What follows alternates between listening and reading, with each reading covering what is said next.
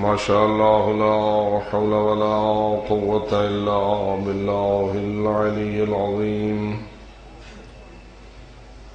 رب اشرح لي صدري ويسر لي أمري واحلل عقدة من لساني يفقهوا قولي.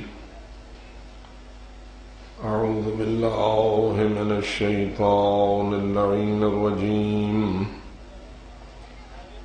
بسم الله الرحمن الرحيم. الحمد لله رب العالمين، والصلاة والسلام على أشرف الأنبياء والمرسلين سيدنا ونبينا وشفيع ذنوبنا وطبيب قلوبنا ومولانا أبي القاسم محمد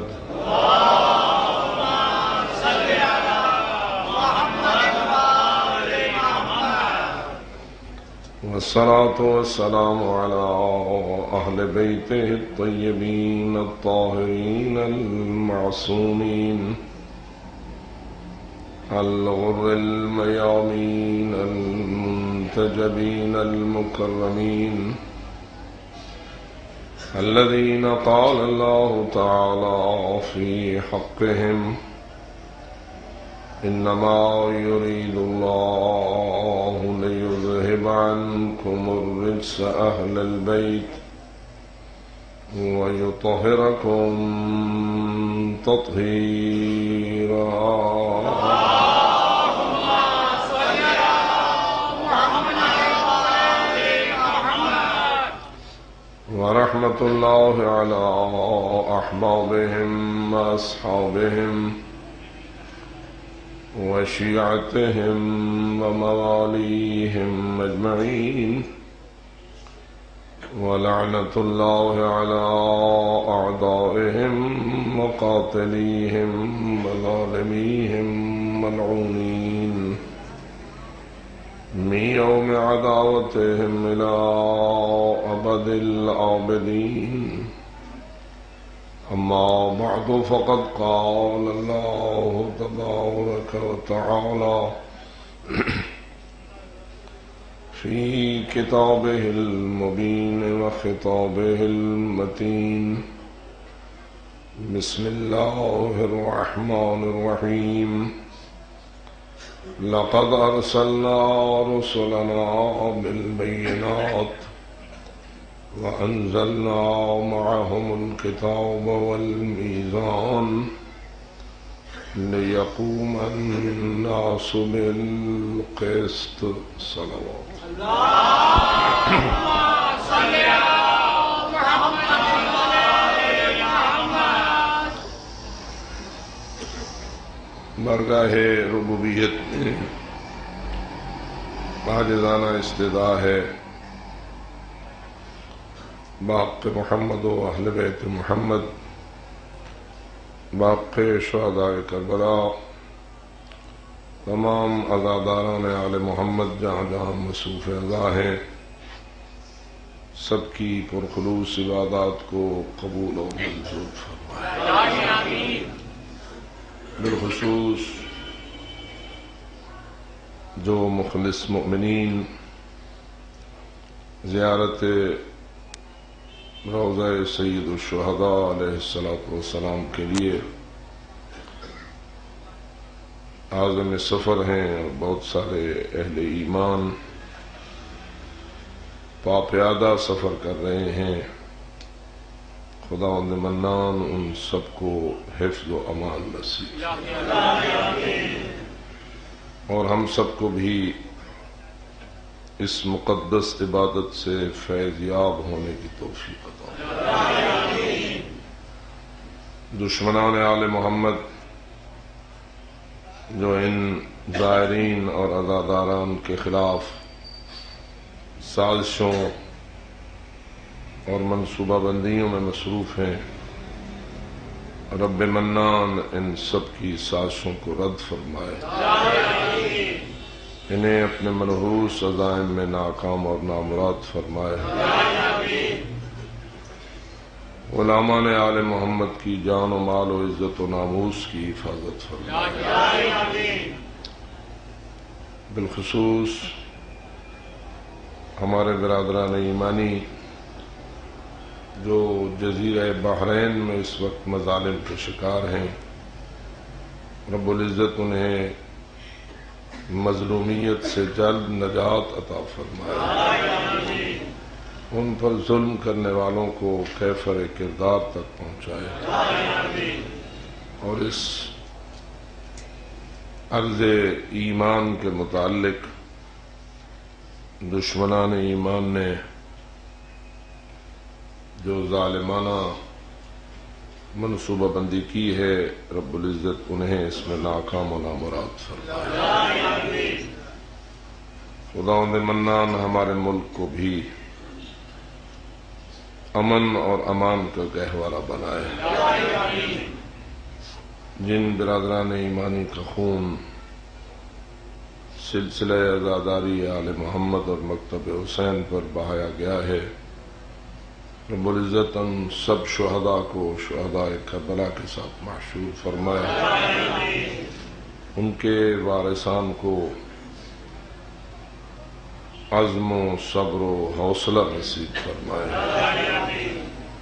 اور پوری قوم کو اس مکتب کی خدمت، اس مکتب کی حفاظت اور اس مکتب پر اپنی جان قربان کرنے کے جذبے سے سرشار فرمائے۔ بالآخر اللہ اپنی اس پوری زمین کو عدل و انصاف سے پر کرنے والی ہستی کے نور سے جلد منور فرمائے، اور ہمیں ان کے ادنا غلام، معاون، ناصر اور سپاہی ہونے کی توفیق سے مالا مال فرمائے۔ جو حضرات میری ان دعاؤں میں قلبی طور پر شامل ہیں، قبولیت کے لیے اور اپنی حاجات کی برابری کے لیے، بلکہ ہر حاجت مند کی حاجت کی برابری کے لیے مل کر بآواز بلند صلوات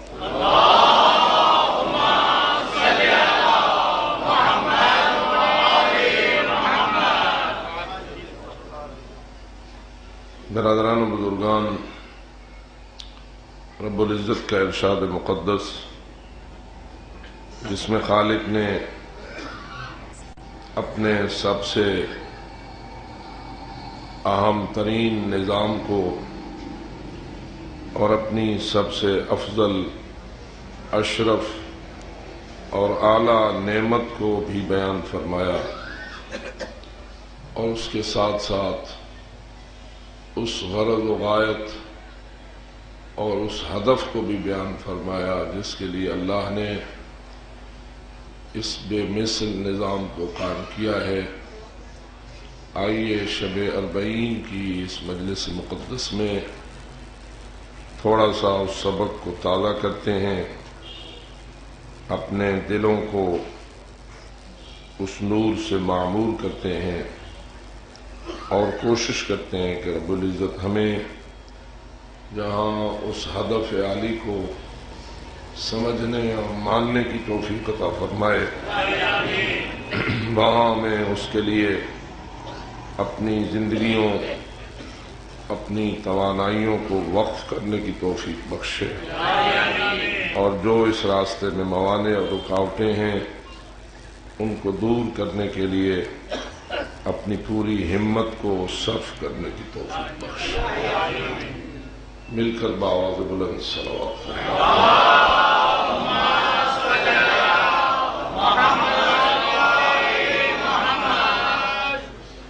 ارشاد رب العزت، لقد ارسلنا رسولنا بالبینات، بے شک ہم نے اپنے رسولوں کو بینات کے ساتھ آراستہ کر کے بھیجا، وَأَنزَلْنَا مَعَهُمُ الْكِتَابَ وَالْمِيزَانَ، اور ہم نے انہیں کتاب بھی عطا کی، میزان بھی نازل فرمایا، اور اس سارے نظام کو بنانے سے ہمارا مقصد یہ ہے لِيَقُومَ النَّاسُ بِالْقِسْطِ، تاکہ یہ سارے انسان عدل کے نظام کو قائم رکھیں۔ ان گزشتہ گفتگوؤں میں نے یہ عرض کرنے کی سعادت حاصل کی کہ بے شک رب العزت کے انعامات اور احسانات انگنت ہیں، لیکن ان میں سے سب سے بڑا احسان اور سب سے اعلیٰ نعمت یہ ہے کہ اس نے ہمارے لیے نظام ہدایت کو قائم فرمایا ہے۔ اگرچہ کہ نظام رزق کا قیام بھی اسی کا احسان ہے، اور اس نے اتنی لمبی چوڑی کائنات کو ہمارے رزق کے نظام کے طور پر خلق کیا، چھوٹی سی چھوٹی چیز بھی اس نے ہمارے رزق میں دخیل کی، اور بڑی سے بڑی شے بھی ہمارے رزق کے لیے وقف کی۔ مثلا اس وقت ہم دیکھتے ہیں کہ ہماری آنکھوں کے سامنے روزانہ سورج کا طلوع بھی ہوتا ہے اور سورج کا غروب بھی ہوتا ہے، اور بظاہر یہ سورج ہمیں دکھائی دینے والی کائنات میں سب سے بڑی چیز ہے اور سب سے اکبر چیز ہے۔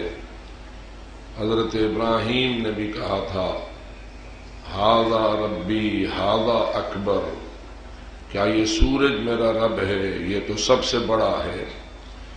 یہ سب سے بڑا سورج بھی کیا ہمارے رزق میں کوئی دخل اور عمل رکھتا ہے یا نہیں؟ تو واضح ہے کہ اس سورج کے ساتھ ہمارے رزق کا نظام بہت زیادہ مربوط ہے، بلکہ اس کے طلوع و غروب کے ساتھ بھی مربوط ہے۔ یہ جو نظام ہے اس کی وقت کی تعیین ہے، کتنے گھنٹے اس نے زمین پر چمکنا ہے اور کتنے گھنٹے زمین سے غائب رہنا ہے، کتنا دن کا پیریڈ ہونا چاہیے اور کتنا رات کا پیریڈ ہونا چاہیے، ان دونوں باتوں کا لمحے لمحے کا ہمارے نظام رزق میں بنیادی کردار ہے۔ حتیٰ کہ کبھی دنوں کا لمبا ہو جانا اور راتوں کا چھوٹا ہو جانا، اور کبھی راتوں کا لمبا ہو جانا اور دنوں کا چھوٹا ہو جانا، اور کبھی ان دونوں کا برابر سطح پہ آ جانا، کبھی موسم کا ٹھنڈا ہو جانا اور کبھی موسم کا گرم ہو جانا، کبھی ہواؤں کا گرم ہونا اور کبھی ان کا ٹھنڈا ہونا، اور کبھی ان کا معتدل ہونا، اور کبھی شمال سے چلنا اور کبھی جنوب سے چلنا، کبھی نسیم سحر کی حیثیت اختیار کرنا، غرض ہے کہ ہر چیز کا ہمارے رزق میں بہت بڑا عمل اور دخل ہے۔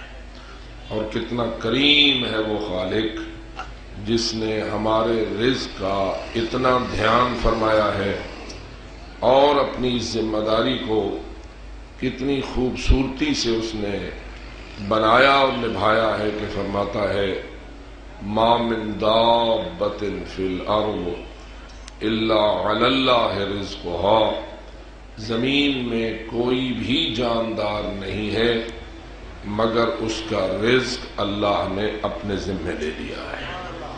باواز بلند صلوات۔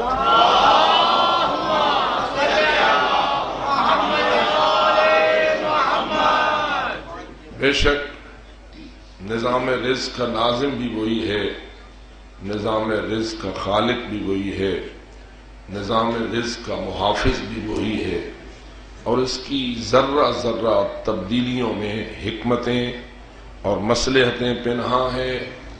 سائنس اپنی وسعتوں سمیت اور اپنی ترقی سمیت اس نظام رزق کے پہلوؤں کی گہرائی تک کتنا پہنچ پائی ہے اور کتنا نہیں پہنچ پائی ہے، بس اتنا ہی کہہ سکتا ہوں کہ اللہ قرآن میں فرماتا ہے وَمَا أُوتِيتُم مِّنَ الْعِلْمِ إِلَّا قَلِيلًا، تمہیں جتنا بھی علم دیا گیا ہے وہ بہت تھوڑا ہے، اور جو علم ابھی تم تک نہیں پہنچا ہے وہ بہت زیادہ ہے۔ اللہ جانے اس کے سینے میں کتنا علم ہے جو فرماتا ہے کہ لو کشف الغطاء مزددت یقینا، اگر پردے ہٹ جائیں تو بھی علی کے یقین میں کوئی اضافہ نہیں ہوگا۔ اس لیے ہم اس ایمان کے اظہار پر فخر کرتے ہیں کہ دنیا کائنات کے سارے سائنسدان ابتدا سے لے کے آج تک اور آج سے لے کے محشر تک جتنا بھی سائنس کو ترقی دیں گے، ان سب کا علم سائنس علی حیدر کرار کے علم کے مقابلے میں یہی کچھ ہو سکتا ہے، جیسے کہ عبداللہ ابن عباس نے کہا تھا کہ حضرت عبداللہ ابن عباس سے کسی سائل نے پوچھا تھا کہ آپ کا علم علی ولی کے علم کے مقابلے میں کیا ہے، تو انہوں نے جواب میں جملہ کہا، میرا علم تو خدا اگر سید الانبیاء کے تمام صحابہ کے علم کو بھی جمع کیا جائے اور اسے مولا علی کے علم سے نسبت دی جائے تو نسبت یہی بنے گی قطرۃ من سبعۃ ابحر، جس طرح کہ ایک قطرے کو 7 سمندروں سے نسبت ہوا کرتی ہے۔ باواز بلند صلوات۔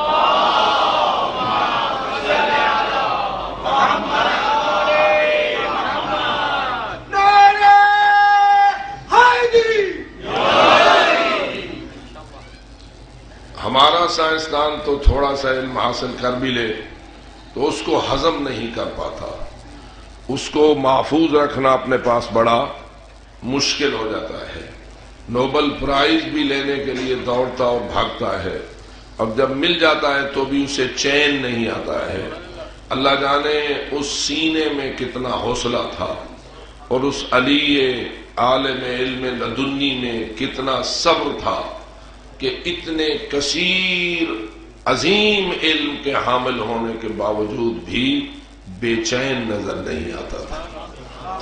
ہاں البتہ یہ ضرور فرماتے تھے، سلونی سلونی قبل ان تفقدونی، لوگوں میرے جانے سے پہلے مجھ سے پوچھ لو، مجھے مفقود کرنے سے پہلے مجھ سے سوال کر لو، اور یہ بھی جان لو کہ انی اعلم طرق السماوات من طرق الارض، میں تو زمین کے راستوں سے آسمان کے راستوں کا علم زیادہ رکھنے والا ہوں۔ اور اللہ جانے جب علی علم کی اس منزل پہ فائز تھے تو وہ کتنا بلند ہے جس کے سامنے علی بھی کھڑے ہو کر عرض کرتے ہیں کہ انا عبد من عبید محمد، میں محمد کے غلاموں میں سے ایک غلام۔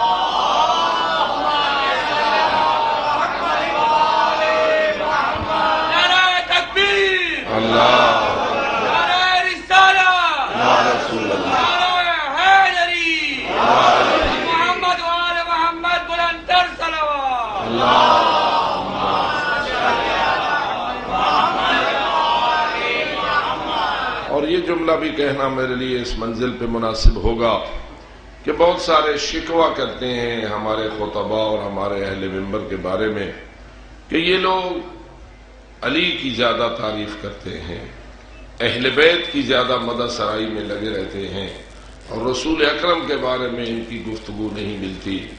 تو اتنا ہی کافی ہے بابا، ہم جب علی کی تعریف کرتے ہیں تو ایک ایسے شخص کی تعریف کر رہے ہیں جو غلام ہے محمد مصطفیٰ کا، جو سید الانبیاء کا ایک غلام ہے، اور جس غلام کی یہ شان ہو اس کے آقا کی کیا شان ہو سکتی ہے، جس غلام کی یہ شان ہو اس کے سردار کا کیا مقام بلند ہو سکتا ہے۔ اور پھر امیر المومنین نے فقط زبانی طور پر رسول اکرم کی غلامی کا اقرار نہیں کیا، بلکہ شاید زبان سے اتنا اپنی غلامی کو بیان نہیں کیا جتنا علی نے کردار سے رسول اکرم کی غلامی کو ثابت کر کے دکھایا ہے۔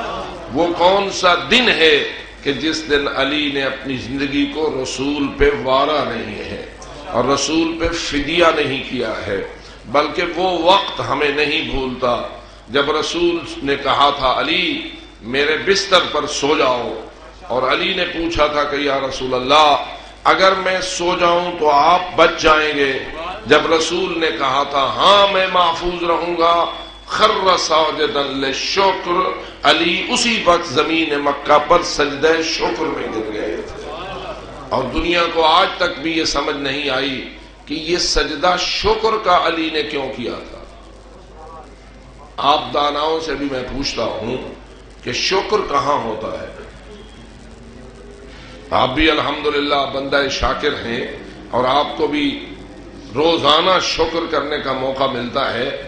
ہر نماز کے بعد سجدہ شکر انجام دیتے ہو یا نہیں؟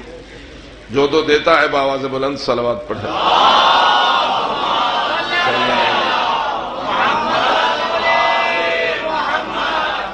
یہ بھی آپ کی سعادت مندی ہے کہ آپ اس مکتب کے غلام ہیں جس نے تمہیں اپنی نماز کا آخر سجدہ شکر سکھایا ہے.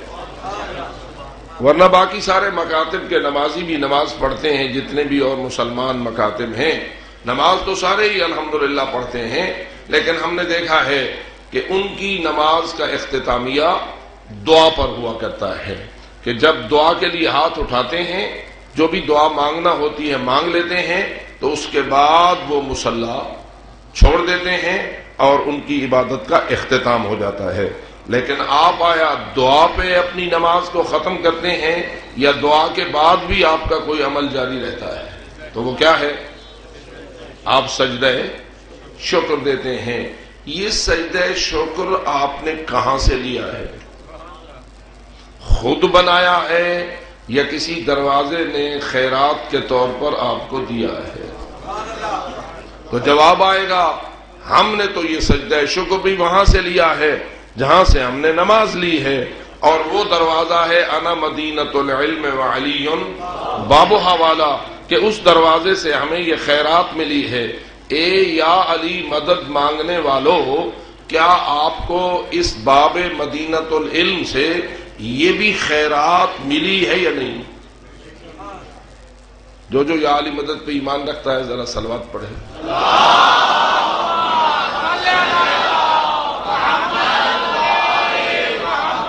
جب آپ یا علی مدد کہتے ہیں تو آپ کوئی مدد مانگ رہے ہوتے ہیں، اور اگر مولا علی پلٹ کے پوچھیں کیا چاہیے،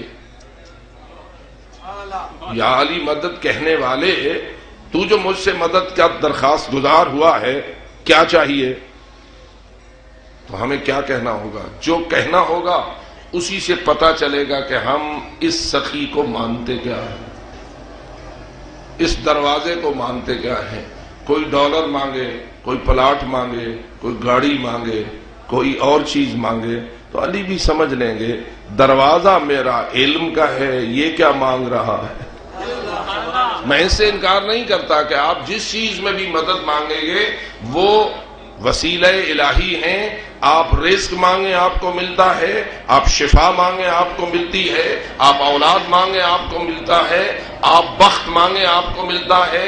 آپ جو بھی دنیا کی حاجت اس دروازے پہ لے جائیں ان کے توسل سے آپ کو سب کچھ ملتا ہے. لیکن ادھر ان کو بھی پتا چل جاتا ہے کہ یہ مجھے کس لیے مانتے ہیں. اب رسول اکرم کا ارشاد کیا ہے؟ انا مدینۃ العلم وعلی بابھا، میں علم کا شہر ہوں اور علی کس چیز کا دروازہ ہے؟ ذرا سوچ کے، کس چیز کا دروازہ ہے؟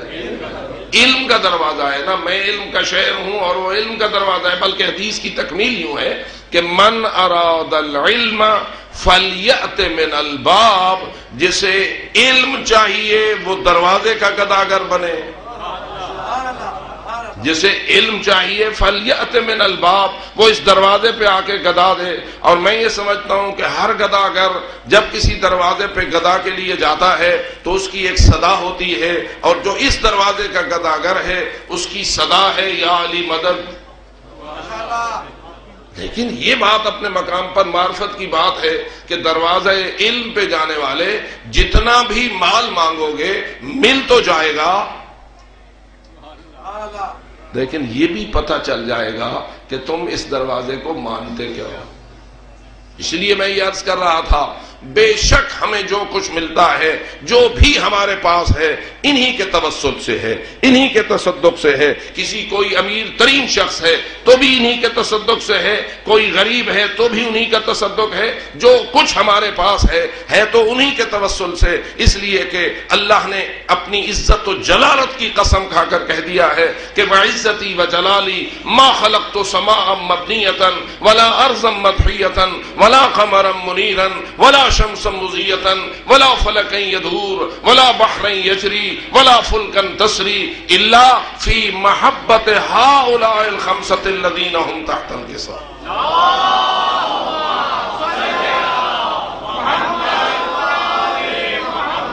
مجھے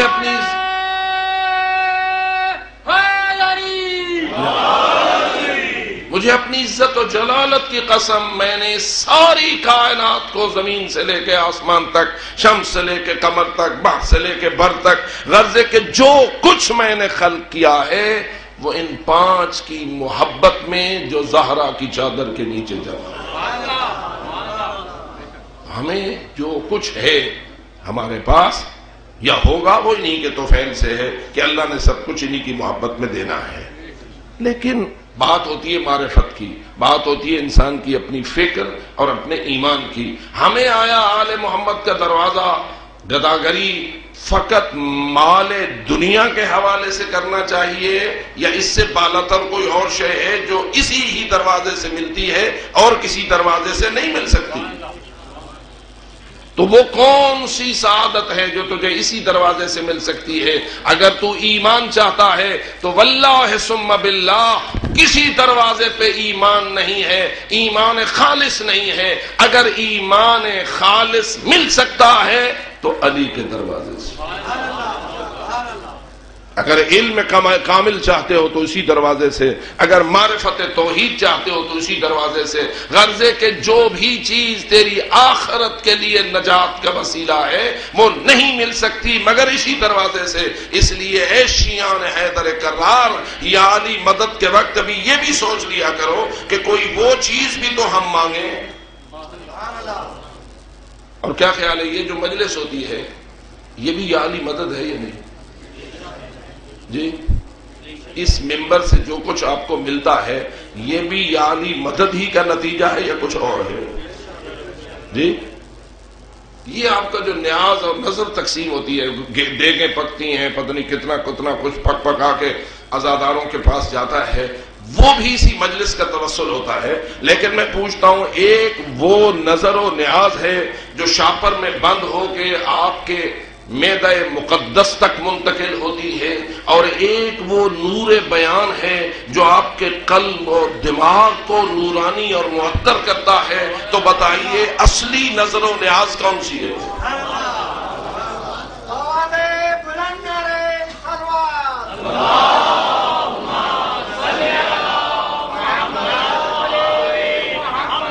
تو اس لیے انا مدینۃ العلم وعلی بابھا، وہ دروازہ ہے کہ وہاں سے جو ملتا ہے وہ کسی اور دروازے سے نہیں مل سکتا۔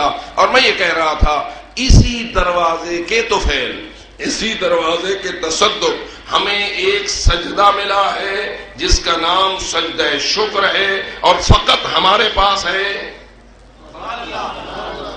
کسی اور مکتب کے پاس نہیں ہے۔ اور وہ سجدہ شکر آپ ہر روز کتنی مرتبہ بجا لاتے ہیں؟ جی پتہ نہیں کچھ لوگ کہہ رہے ہیں۔ نمازیں کتنی ہیں؟ نماز یومیہ پنجگانہ ہے نا، 5 ہیں، تو کس کس نماز کے بعد سجدہ شکر ہے؟ یہ عجیب ہے۔ ہم اگرچہ ظہر و عصر اکٹھی پڑھ لیتے ہیں، مغرب اور عشاء جمعن پڑھ لیتے ہیں، ہماری فقہ میں چونکہ ثابت ہے کہ رسول اکرم نے بھی ظہر و عصر اکٹھی پڑھی اور مغرب و عشاء اکٹھی پڑھی، ہم بھی اکٹھی پڑھ لیتے ہیں۔ لیکن اگرچہ کہ ظہرین اور مغربین ہم اکٹھی پڑھیں، سجدے 2 دیں گے یا 1؟ ظہر کا سجدہ شکر علیحدہ اور عصر کا سجدہ شکر علیحدہ، مغرب کا سجدہ شکر علیحدہ، عشاء کا سجدہ شکر علیحدہ۔ یہ کیوں؟ اس لیے کہ جنہوں نے یہ سجدہ شکر سکھایا ہے انہوں نے یہی فرمایا ہے، وہ خود بھی ایسا کرتے تھے۔ کیا ہے یہ دروازہ؟ فقط زبانی ہدایت دیتا ہے یا عملی ہدایت دیتا ہے؟ وہ خود کرتے بھی ہیں اور فرماتے بھی ہیں۔ ایسا نہیں ہوتا ہے کہ وہ کہیں کچھ اور کریں کچھ اور، نہ، بلکہ کہتے کم ہیں کرتے زیادہ ہیں۔ ان کی زبانی تبلیغ اتنی نہیں ہوتی ہے جتنا ان کے کردار کی تبلیغ ہوتی ہے۔ میں آج بھی ایک مجلس میں کہہ رہا تھا، رسول اکرم نے 63 ایئرز کی زندگی اس زمین الہی پہ گزاری ہے اور بڑی اذیت بھری زندگی آپ نے گزاری ہے۔ فرمایا ہے کہ ما اوذی نبی قط کما اذیت، جتنا مجھے ستایا گیا ہے اتنا کسی نبی کو بھی نہیں ستایا گیا۔ لیکن فرمائیے اس میں حضرت نے تبلیغ کتنا عرصہ کی ہے؟ آپ کیا کہیں گے؟ رسول اکرم کی تبلیغ کتنا عرصہ ہے؟ جی 23 سال، یہ آپ فرما رہے ہیں 23 سال، یعنی 40 سال آپ کی تبلیغ نہیں اور 23 سال آپ کی تبلیغ ہے۔ لیکن تھوڑا سا اپنی سوچ کو اور گہرا کیجیے، رسول اکرم نے کہیں وہ 40 سال بھی خاموش تبلیغ تو نہیں کی؟ وہ جو 40 سال ہیں وہ بالکل خالی از تبلیغ ہیں یا ہے تبلیغ، البتہ زبان سے نہیں کردار سے ہے؟ اب آپ میری تائید کریں گے نا اس معاملے میں۔ وہ 40 سال رسول کے تبلیغ کے ہیں، لیکن ایک ہوتی ہے تبلیغ زبان سے، ایک تبلیغ ہوتی ہے زبان خاموش رہے کردار سے۔ حضرت نے اپنی زندگی کی 2/3 خاموش تبلیغ کردار کے ساتھ فرمائی ہے اور 1/3 زبان کے ساتھ فرمائی ہے۔ فرمائیے مؤثر اگر وہ 40 نہ ہوتے تو شاید یہ 23 بھی اتنی تاثیر نہ دکھا سکتے۔ اسی سے پتہ چلتا ہے کہ تبلیغ کا مؤثر ترین ذریعہ کیا ہوتا ہے۔ مجلس بھی تو تبلیغ ہے نا، اور جلوس۔ میں اگلے دن بھی عرض کر رہا تھا، مجلس بھی تبلیغ حسینیت ہے اور جلوس بھی تبلیغ حسینیت ہے، اور ایک جہت کے لحاظ سے جلوس کا اثر اور جلوس کا مقصد مجلس سے بھی زیادہ ہے، اس لیے کہ مجلس اپنوں کے لیے ہے۔ اللہ کرے کہ میں اپنے مفہوم کو آپ تک پہنچا کر سکوں۔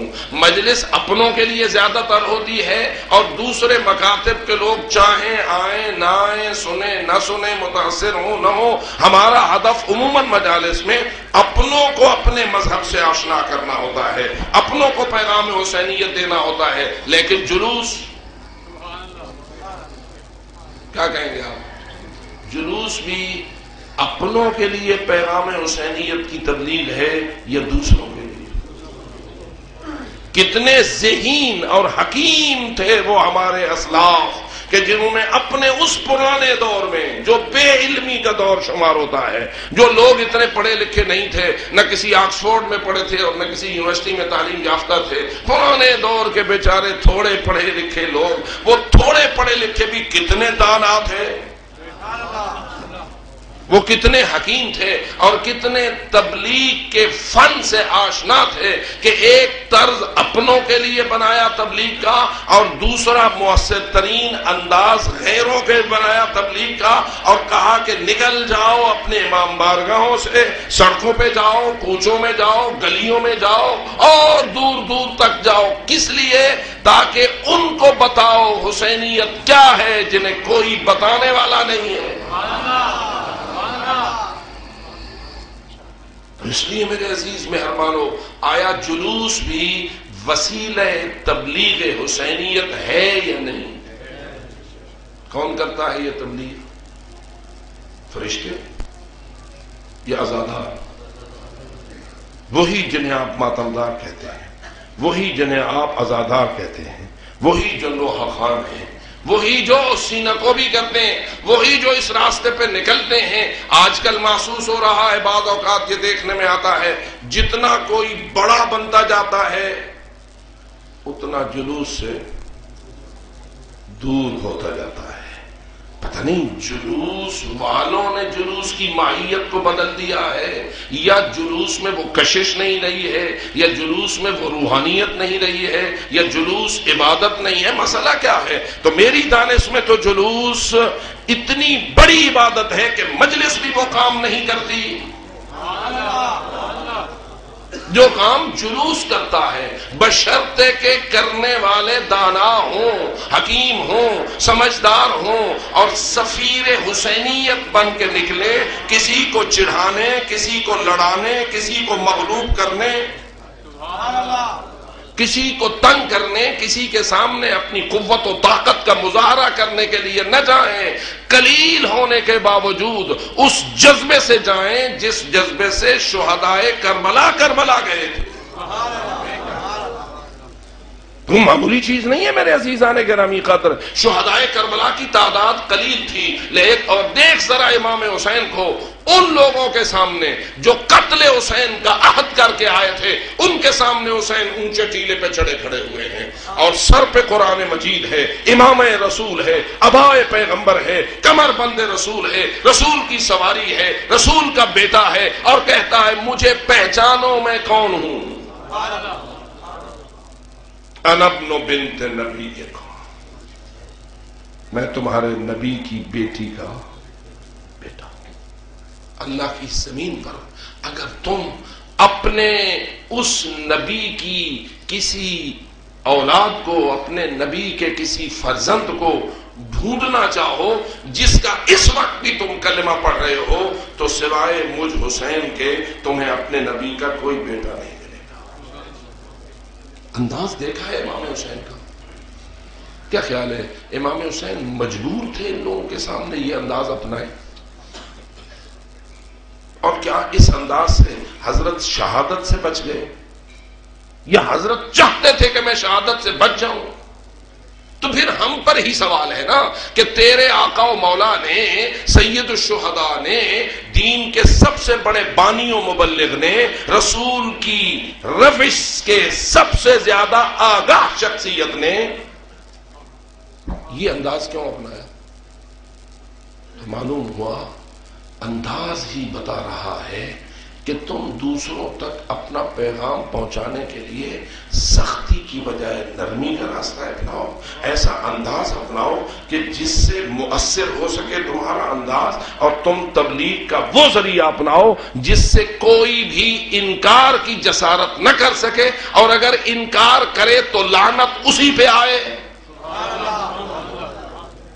اتمام حجت اپنے مقام پر ایک مؤثر انداز سے ہوا کرتا ہے، اور اسی لیے میں اپیل کرتا ہوں، کبھی کبھی ایسی خبریں آتی ہیں کہ ہمارے بعض عزادار، ہمارے بعض ماتمدار، ہمارے بعض جوان اپنے جذبات کے ساتھ حسینیت کو پھیلانا چاہتے ہیں اور اپنے غصے کے ساتھ حسینیت کے مروج بننا چاہتے ہیں۔ نہیں میرے دوست، حسینیت حوصلہ مانگتی ہے، حسینیت صبر مانگتی ہے، حسینیت عقل مانگتی ہے، حسینیت حکمت مانگتی ہے، حسینیت دانش و دانائی مانگتی ہے۔ حسینیت غصے کا نام نہیں، حسینیت تیرے جذبہ طاقت کا نام نہیں، تو نے مکے سے نہیں حسینیت کو پھیلانا، تو نے مظلومیت سے حسینیت کو پھیلانا۔ اور آج تک اگر حسینیت کا پیغام پہنچا ہے تو مظلومانہ انداز سے پہنچا ہے، ورنہ ہم بھی تیر و تفنگ استعمال کر سکتے ہیں، ہم بھی کلاشن کوفیں استعمال کر سکتے ہیں، ہم بھی خود کش بمبار تیار کر سکتے ہیں، ہمارے پاس بھی منفجر ہونے والے آلات ہو سکتے ہیں، کوئی ایسی بات نہیں ہے۔ اگر کوئی اور اس قسم کی حرکتیں کر سکتا ہے تو ہم بھی ایسا کر سکتے ہیں، لیکن کیا وجہ ہے کہ ہم کوئی ایسا شیطانی انداز اختیار نہیں کرتے؟ کیوں؟ ہم نے کربلا سے جو درس لیا ہے وہ یہی ہے۔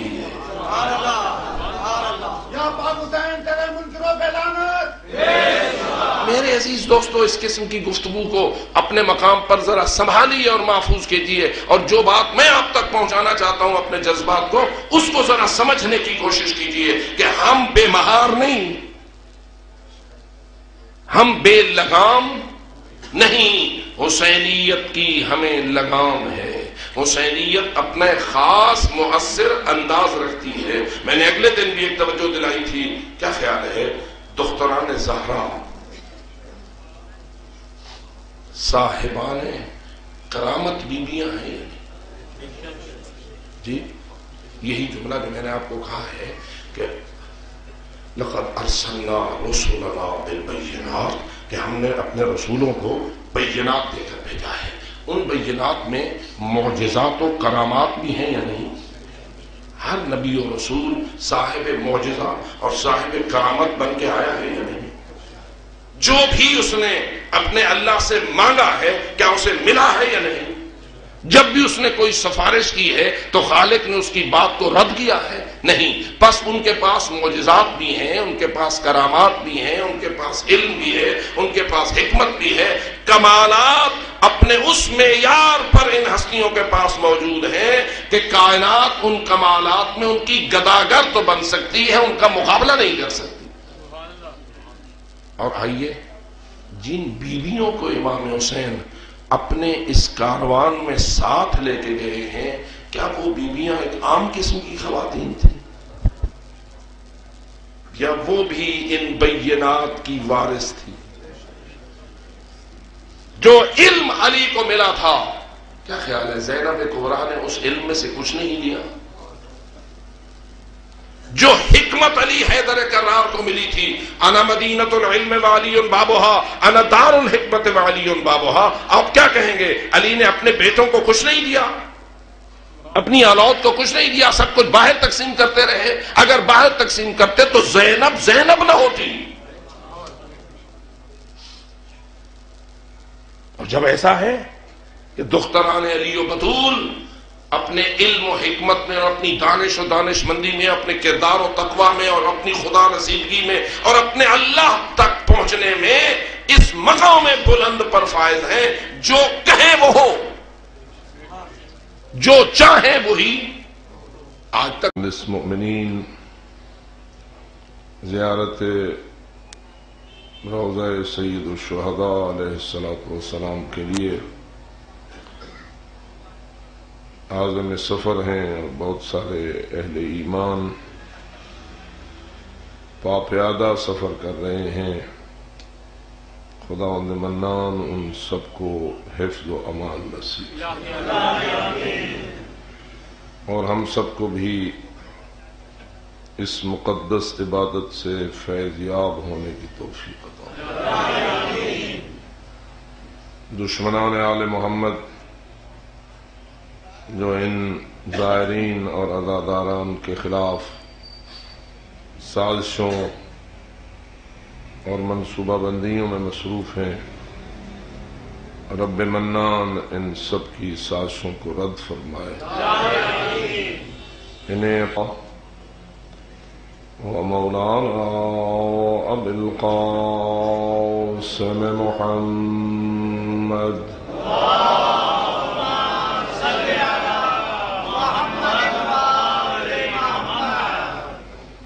والصلاة والسلام على أهل بيته الطيبين الطاهرين المعصومين الغر الميامين المنتجبين المكرمين الذين قال الله تعالى في حقهم إنما يريد الله ليذهب عنكم الرجس أهل البيت ويطهركم تطهيرا. رسلنا بالبينات وأنزلنا معهم الكتاب والميزان ليقوم الناس بالقسط. صلوات اللهم صل على محمد وعلى محمد. برگاہ ربوبیت میں عاجزانہ استدعا ہے باق محمد و اہل بیت محمد، باقی شہداء کربلا، تمام عزاداران آل محمد جہاں جہاں مصروف اذا ہیں، سب کی پرخلوص عبادات کو قبول و منظور فرمائے. بالخصوص جو ما شاء الله لا حول ولا قوة إلا بالله العلي العظيم رب اشرح لي صدري ويسر لي أمري واحلل عقدة من لساني يفقهوا قولي أعوذ بالله من الشيطان اللعين الرجيم بسم الله الرحمن الرحيم الحمد لله رب العالمين والصلاة والسلام على أشرف الأنبياء والمرسلين سيدنا ونبينا وشفيع ذنوبنا وطبيب قلوبنا